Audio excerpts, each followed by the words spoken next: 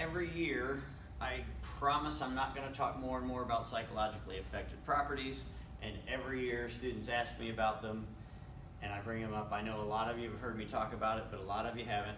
Here's one of my favorite things. Last night on Facebook, we have the question on that real estate professionals thread on Facebook. If I find a dead tenant in a property, do I have to disclose it? Is literally the question, and we get all kinds of information going down there. Only if asked, yes you do, never have to. Here's what I want to tell you. In a psychologically affected property scenario, there are 6 things that make a property psychologically affected. If you need to know those, I'll show them to you later. I can show you the license law, but I just want to hit the highlights right now. License law specifically says, and I'm almost exactly quoting, neither the owner nor the agent is liable for the refusal to disclose that a property is psychologically affected or why it is psychologically affected. The only caveat is you cannot make a material misrepresentation in response to a direct inquiry. So here's what I'm going to tell you. You never, ever, ever have to disclose. I don't care if your instructor when you went to pre-licensing school told you you did. I don't care if your managing broker says you have to. If that's a company policy, you do. If he's quoting the law, he's misquoting it. I also have the citation for you. It's in the information that I sent you in your link for all of the documents related to my class. Okay?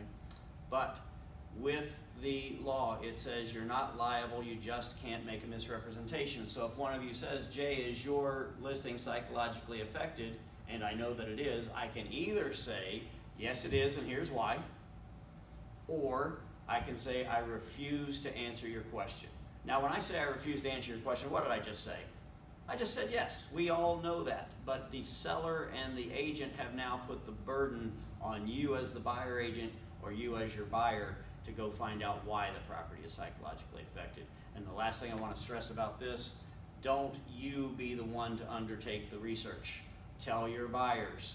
They need to find out why the property is psychologically affected.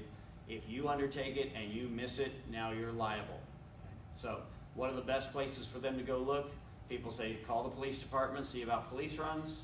People say Google the address. Those are good. Best place is knock on the next door neighbor's house because they want to tell everything they know, all the scuttlebutt about their neighbors. So I won't spend more time on it unless you ask for it later.